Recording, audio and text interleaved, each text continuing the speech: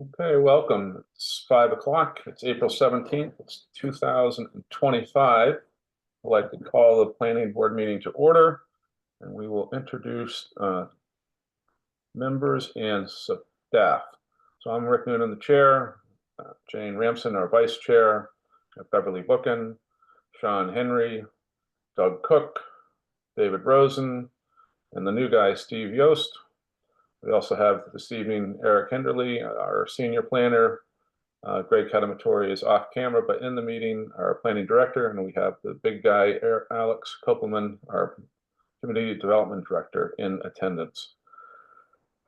Under public hearings this evening, a couple of continuances, but we'll get through them in accordance with the provisions of Mass General Law, Chapter 41, and the rules of regulations governing subdivision of land in Gloucester. The Gloucester Planning Board to consider a two-lot definitive subdivision plan by 20 Main Street or 20 Main LLC entitled Chisholm Court Extension at 20 Main Street, Assessor's Map 7, Lot 94. So this has been requested by the applicant to continue to our next regular scheduled meeting, which is May 1st, 2025.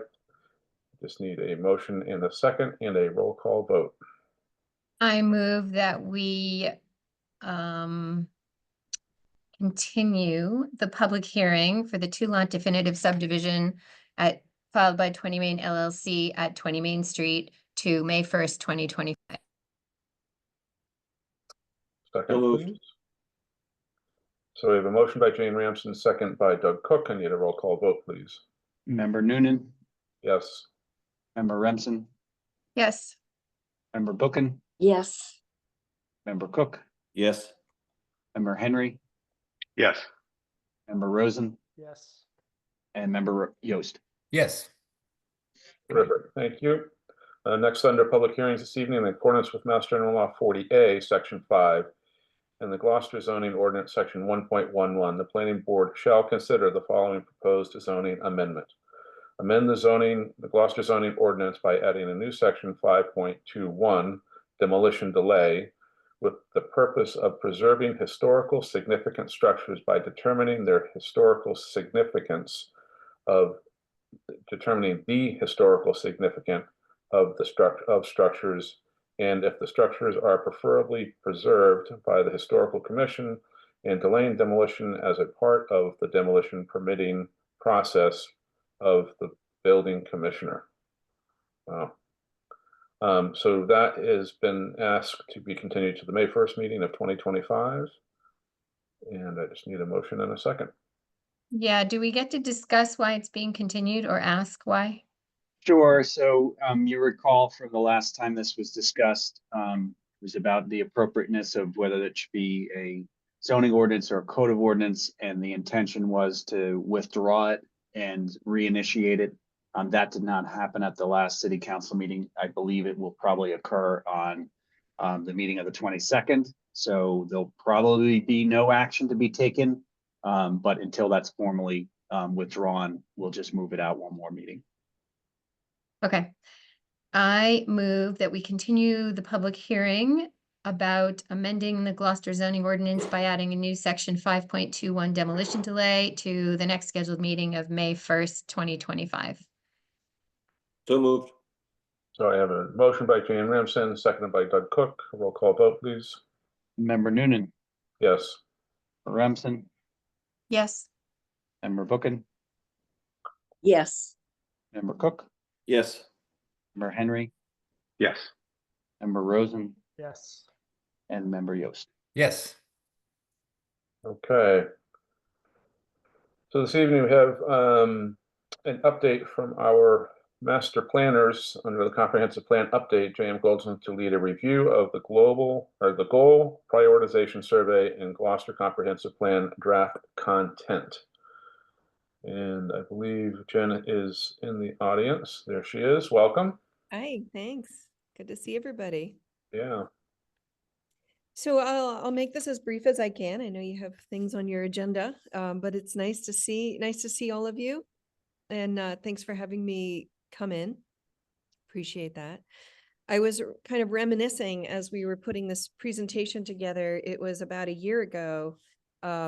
my husband and I decided to come up to Gloucester for our 23rd wedding anniversary, and we were staying at the Beauport Hotel, and I was thinking how, yeah, that really was true love, because I was actually there to run a public forum for you guys, and he put up with that. But we also had a lot of fun doing other things, including going to a lovely little artist shop. I can't remember the artist's name, who I bought earrings from, and we went to the Cut, which had just opened, and we went swing dancing. And then when I was running the forum, the mother of one of the band members was there, and we were chatting up about her son running this swing band, and it just really hit home to me then. Gloucester's just under 30,000 people. It's a small city, but still a city, and but it's really very close knit, and people really do know each other, and it has a very special feeling. So I was reminiscing a little bit about that and looking back on all the work that you all have done together as a community. And I know that there's been a lot of people with passion and feeling of protectiveness over the things that they really love about Gloucester. But what I've also seen is that people want a balance. They're not looking for extremes. And I think what you've come up with your goals and now your strategies and your core themes and your vision is all about balance. And I just wanted to recognize the planning board's leadership through all of that. I know we've taken you through this, quite a journey together, and it's almost finished. These were just a few photos. I was going back to find some photos of our engagement, and we had people taking photos of their meeting in a box times. And I loved seeing like the wine and the cheese and crackers. People just made it like a fun little thing. And this was working with the 8th graders, and you guys did really a fantastic job getting out and getting really diverse perspectives. And so tonight I'll just go through a little bit of a reminder of what we've done, which we just like to document that each time we meet with you, and then talk about where we're going, next steps. We'll talk about the goal prioritization survey, and then a little bit about the content and the layout, and give you kind of a glimpse of what that is shaping out to look like.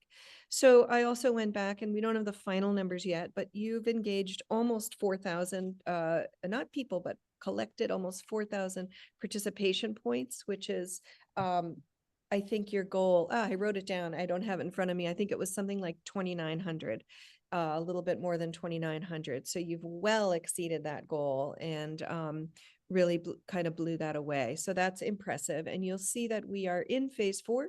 We're in that final phase, and it's been, quite a journey working with you. You can see back when we started, and now we're looking at pulling that all together. You've really worked hard on what are those policies, what are the strategies, and now we're looking at more details like the implementation matrix and who's doing what when, and pulling the plan together into a nicely laid out document.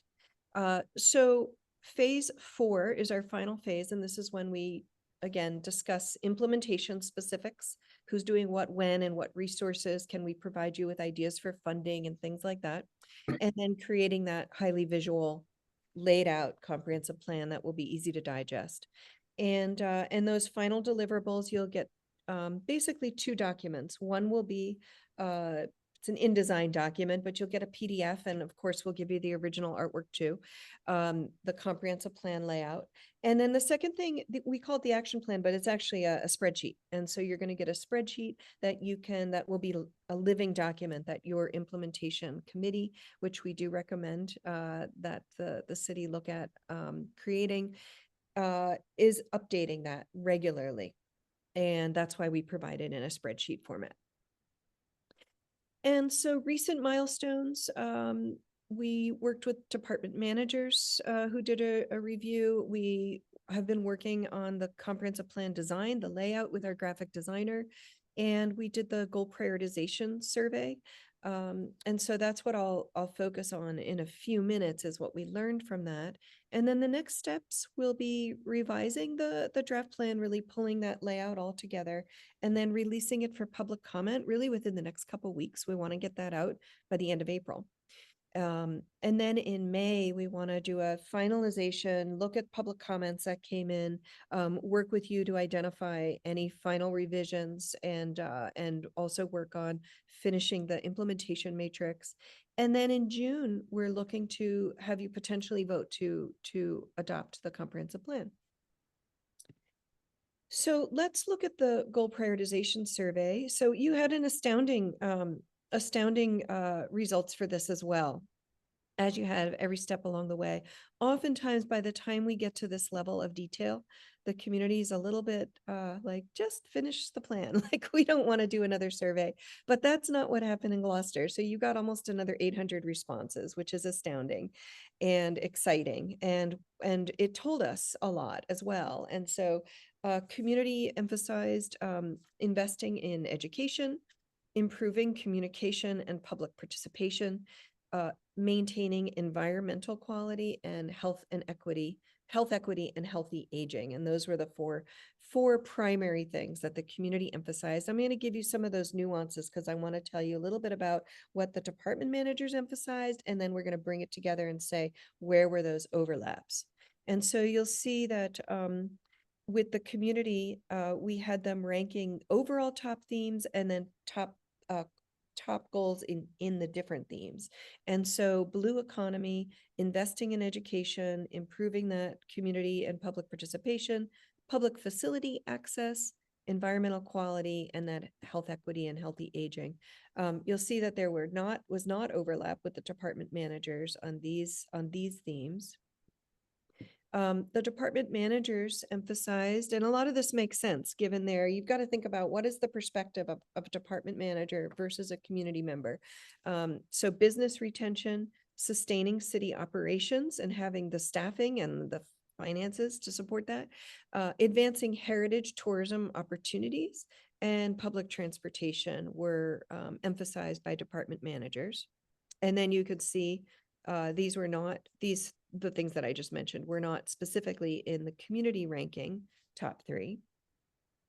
But then when we go through what were the mutual things that, we got good support from both department managers and community members. And so housing stability and economic diversification, infrastructure investment, historic preservation, historic reuse, and walking and biking trails. Those were all supported in an overlapping way.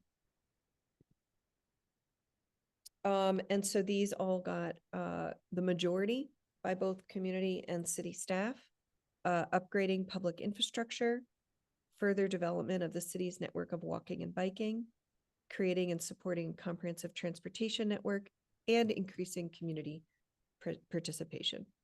So these weren't always in the top goals of those, but they got the majority of those answering. Okay, so we just want to break it down in a few different ways, and you got our more detailed analysis. I don't want to go into all the details, but just wanted to give you kind of the highlights. And this is just those and kind of showing if it was in the overall or if it was just supported by, the majority, etc. All right, and then how will we use this information? So we thought it would be important in the executive summary to really use that as a way to highlight those top goals that were supported as themes in the plan. So we were, basically going to write up some summary around those top overall goals. And then within the comprehensive plan itself, if you go to each core theme, we now know what the top priorities are in each core theme. So we were going to basically reorder the goals so that the top priorities were listed first. I know that maybe that seems like a nuance. Oftentimes when we write a comprehensive plan, we say that the order is of no consequence. In this case, the order will be of some consequence, but the other thing just to note is that people read, even when you say that, people still read it as the first one is the most important. So it's just human nature. So now we have something to base that, which ones get top billing. And so that was our general thought on that. And we're happy to talk through that more. But before we do that, let me just kind of wrap up. I just have a few more slides here, and then we can kind of open up for planning board questions, comments. You've seen this in the content because you've already looked at the content, but just as a reminder, the contents of the plan has this, introductory section. We talk about the process and overall how it was put together. Existing conditions, we just do kind of a snapshot of the larger work that we had given you earlier on in the process. And then we focus on, what were the engagement results? What did we learn? What did we do? And then we get into the vision, and each core theme is a chapter, and the core themes and strategies. Each core theme has the goals and strategies within that chapter. And then we talk a little bit about implementation, just about recommendations for establishing some kind of implementation committee and some general guidance around that. We have had a meeting with staff and the mayor just to start that discussion on, what does implementation look like in Gloucester? And so we'll take what we learned and sort of create that chapter from there. And then we just have a glossary of terms. And then, of course, we'll refer in the implementation chapter to the fact that there is a spreadsheet that lives as a separate document. That is this living implementation matrix with all the information that you could need to implement it, including case studies and potential funding sources and other links to resources and what department is in charge and what committees are associated with this, each strategy. All right, so then the layout we're working on. Now that we have the content and you've all looked at the content and given us, kind of the thumbs up, we like to wait until the content is pretty well set before we start to lay out. And so we just showed you a couple sample pages. I'll just flip through. There's one more slide to just show you. We're trying to make it, heavy with photos and break up the text and break things up with images, as well as there's infographics on other pages and sidebars or quotes that we pull out. And then this is an example of a little bit more content heavy, where we have a timeline that we pull out, and then we like to use little icons so people can kind of find their way through the plan, and those will be repeated through the plan. But this is just kind of the general look, and in the next few weeks, we'll have the plan completely laid out so that we can put it out for public comment and hear what the community has to say. So that is everything. I know I went through it very quickly, but I wanted to make sure to get to, your questions and thoughts. And I also have the survey pulled up if we want to go into the details of that goals prioritization survey, but I'm happy to just take the slide share down and talk through anything that you'd like to talk about. And Rick, I'll hand it back to you as chair.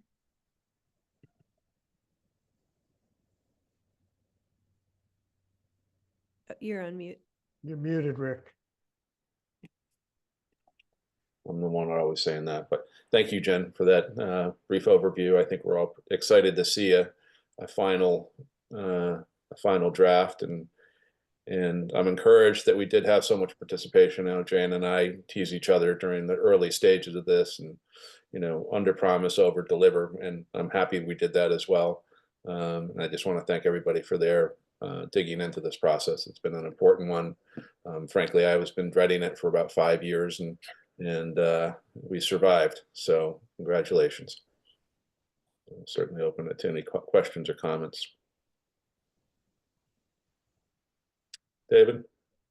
So Jen, just go over with me again how you're going to reconcile the community's feelings and priorities with the department heads, how that gets reconciled. Yeah, Because I it could seems give to me a, that could set off some conflict, right?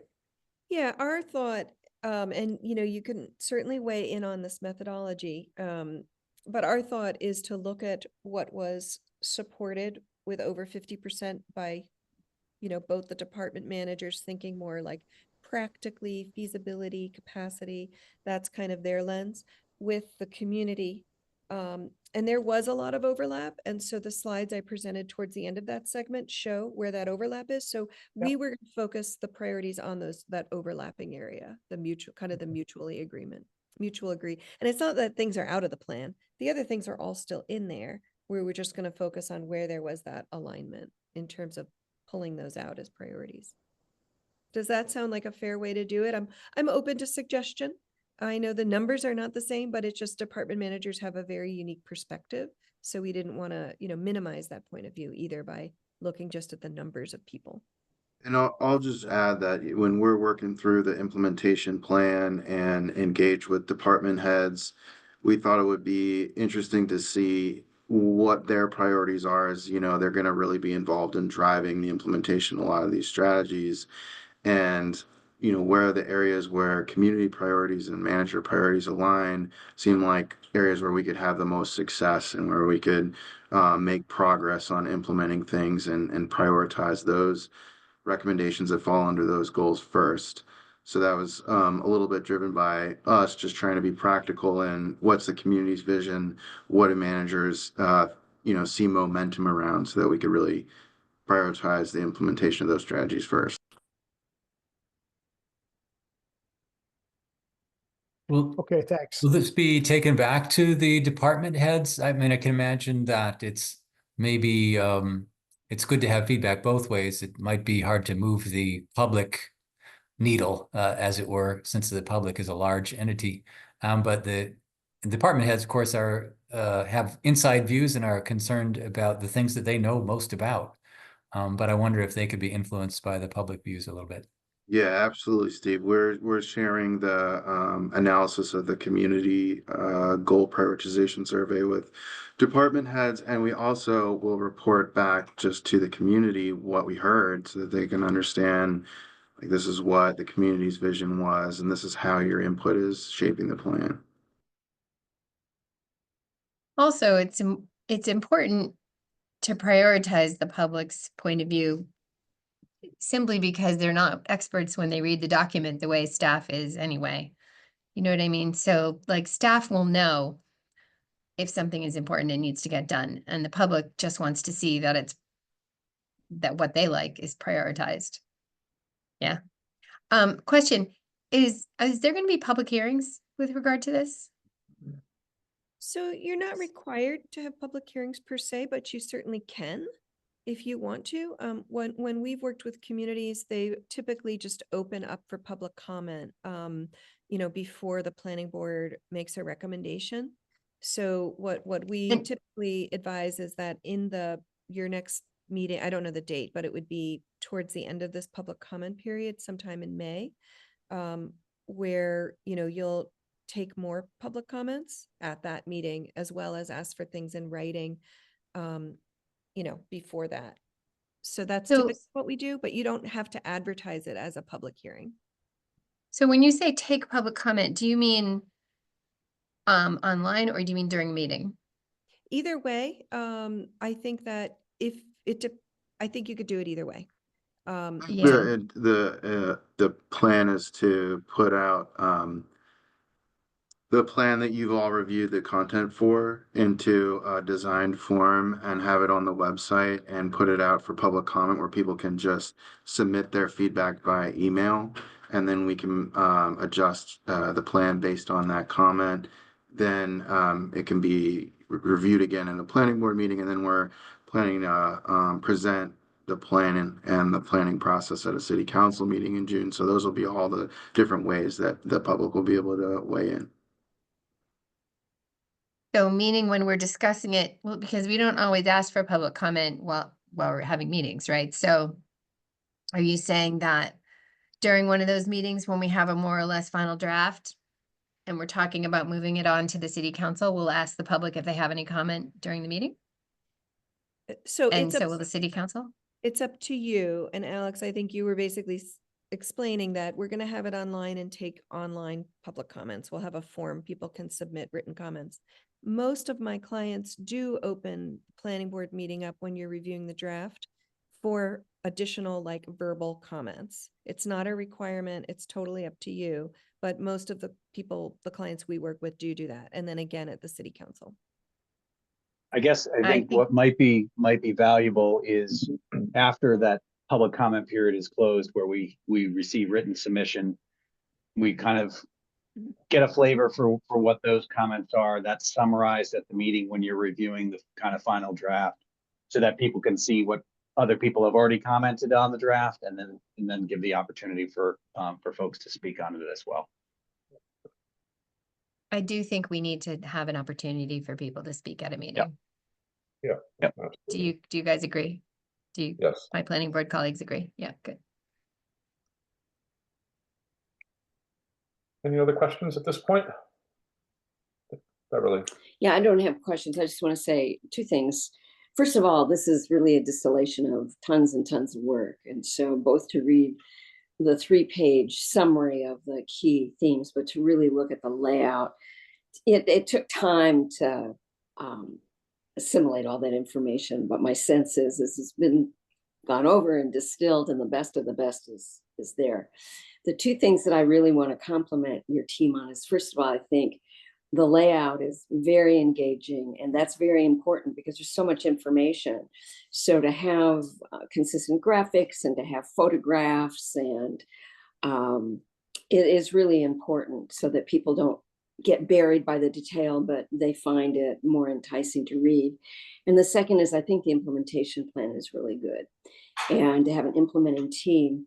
And then what happens is it falls upon the city and this team to say, do an annual report to say what got done, so that that people feel that some progress is being made, and that the consultant's gone by then.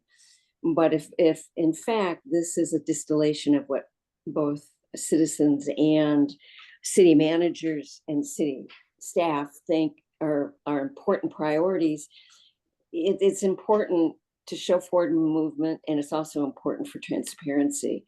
So then the burden comes upon us to do this implementation, and I think that as implementation plans go, I think it's well rendered.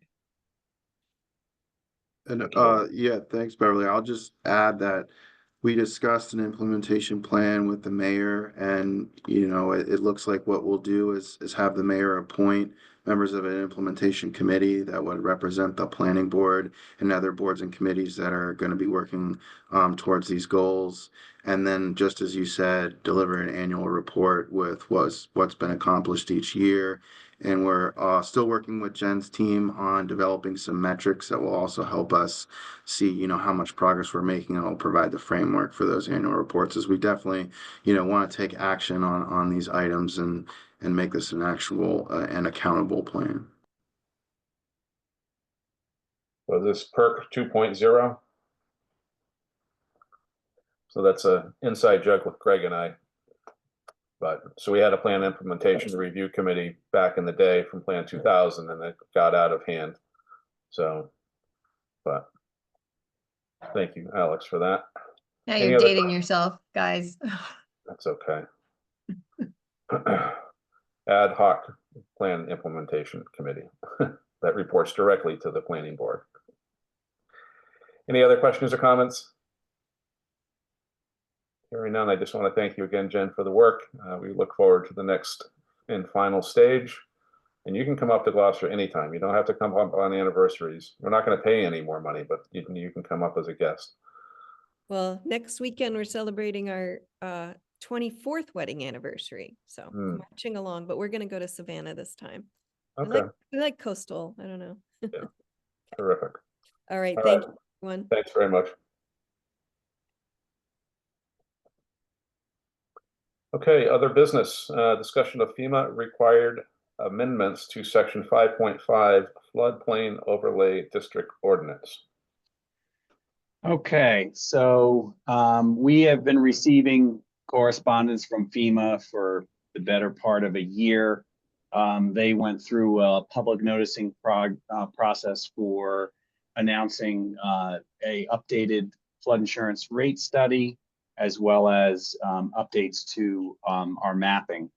And I'm going to share my screen just to give you a sense of what has changed. And I can also, I'll probably post this on the website, because the address is too difficult to try to indicate to people. Write this down if you want to go to this website.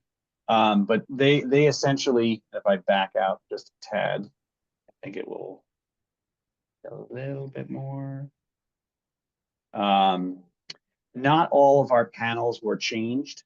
So this blue highlighted area are the panels that were modified. The others remain the same as they've been since 2016. And most of the changes are I think it's a new elevation data set and a new modeling run that mostly for inland areas. And I zoom in further onto a panel, and if you can see on the far right, there is a legend that shows you that essentially areas in yellow are areas that have been modified to potentially increase the flood area. Again, these are wiggles along the margins.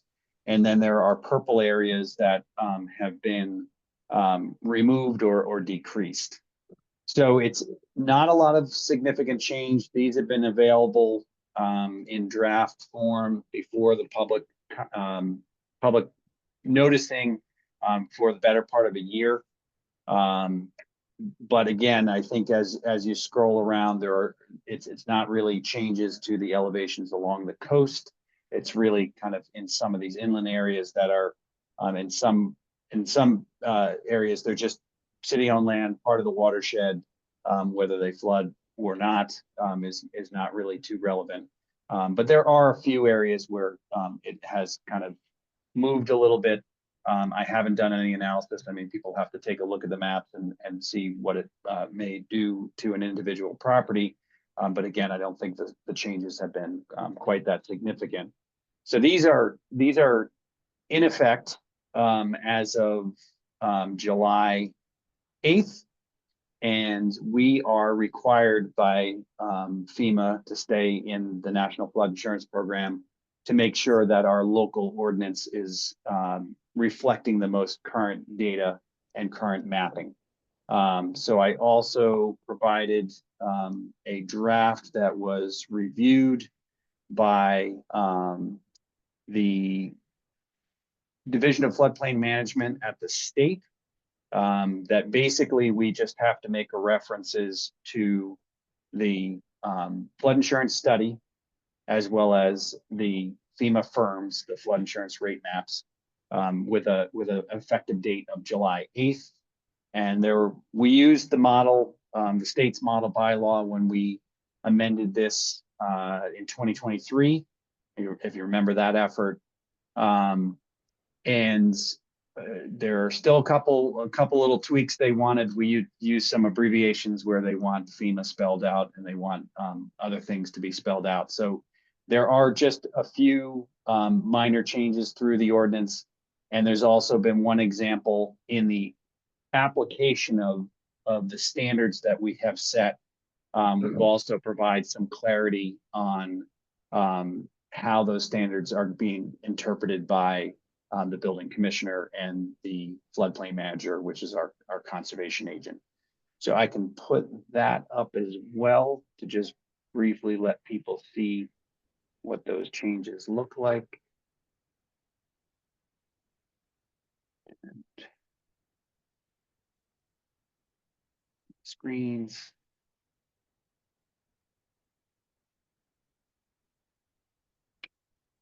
Can everyone see that? And I think I'll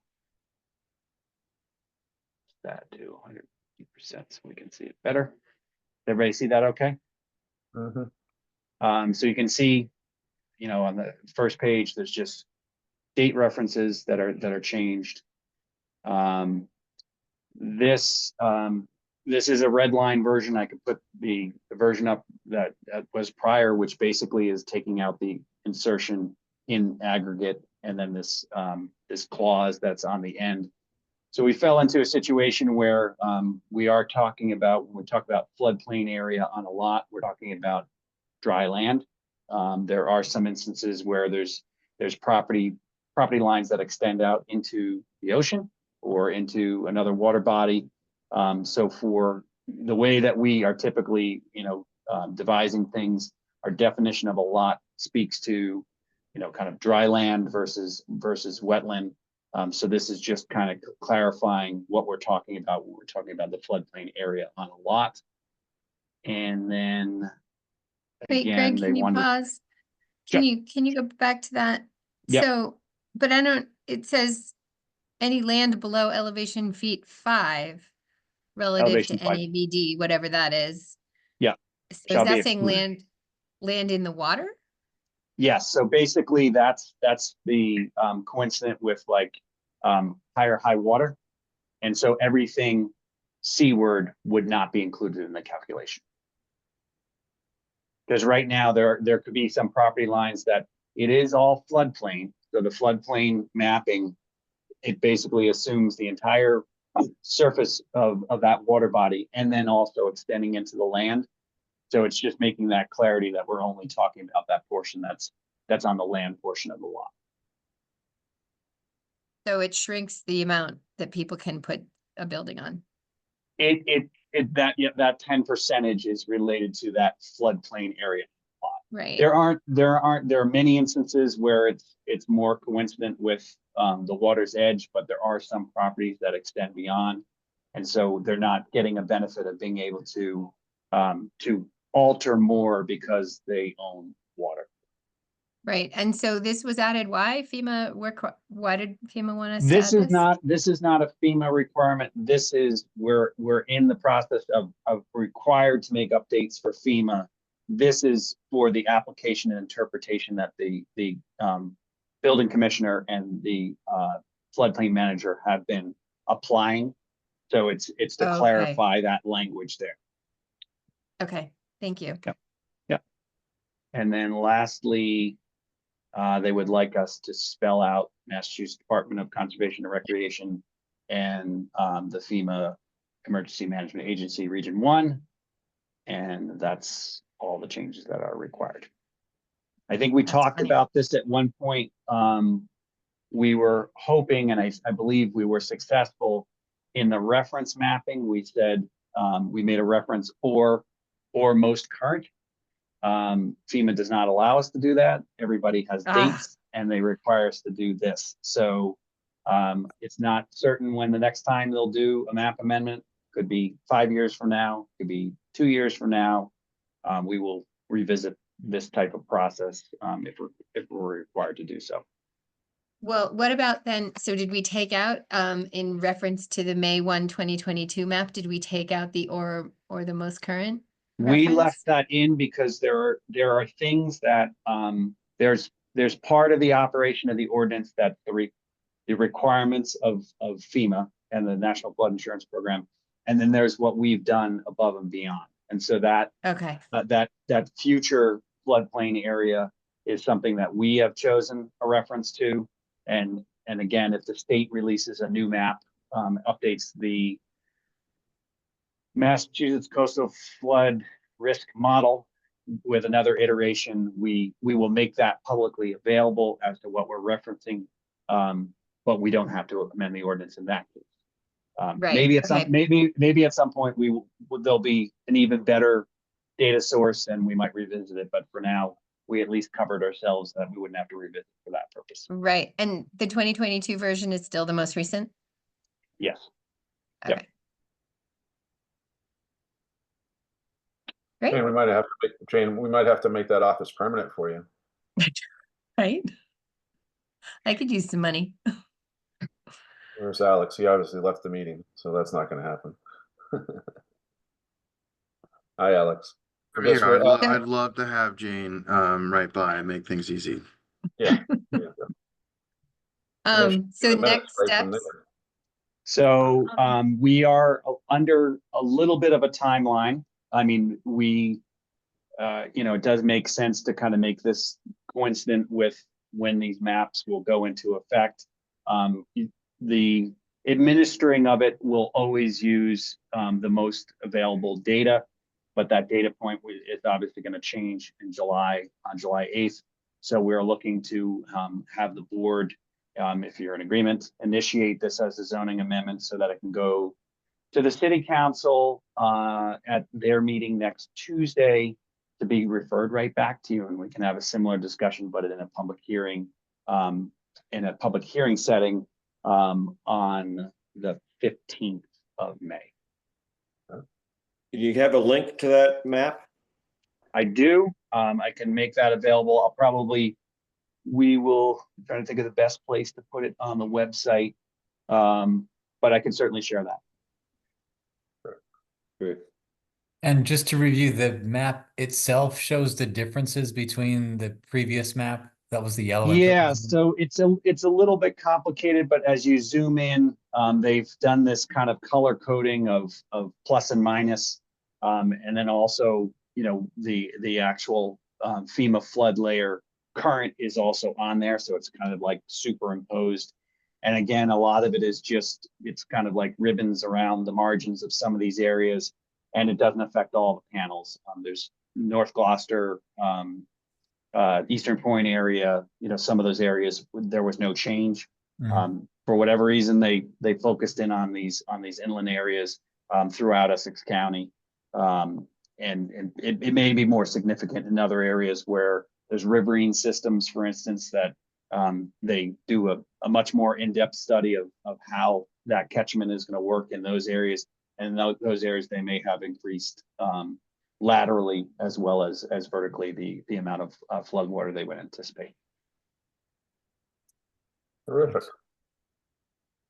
Just a question for the future, I guess. I love the Map Geo site on the city's website, you know, with all the different layers. So I imagine there is a FEMA flood layer. I just looked, and Yep.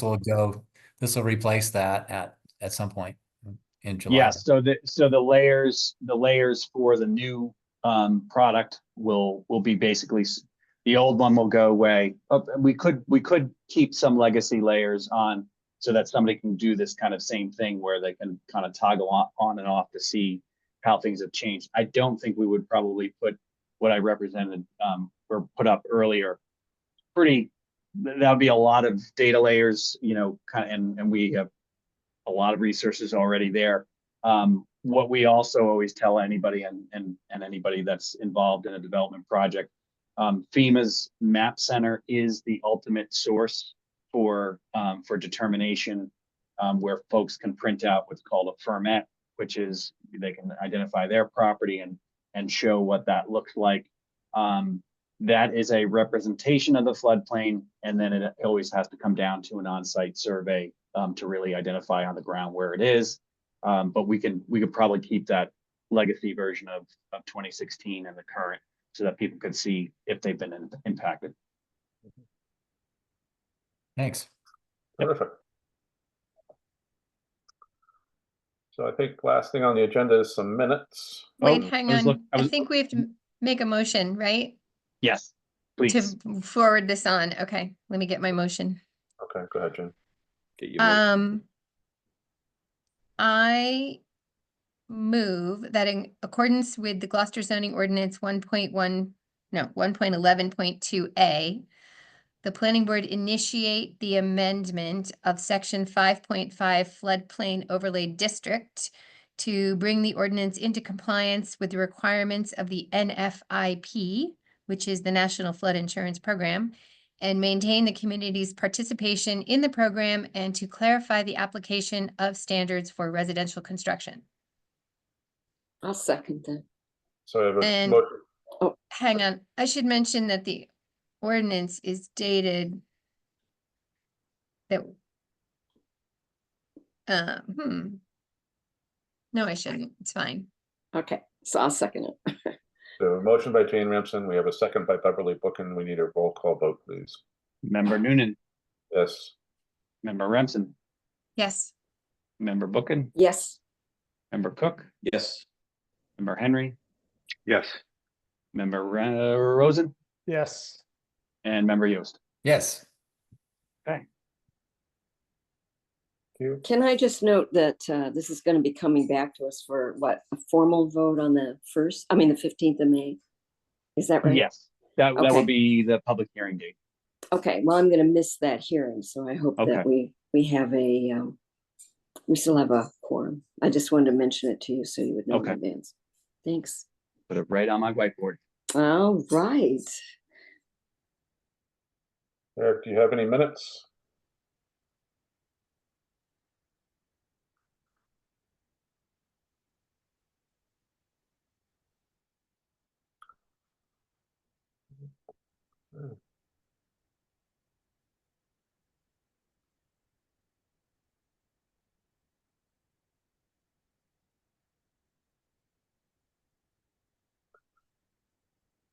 Concise. Thank you, Catherine. Any comments or questions?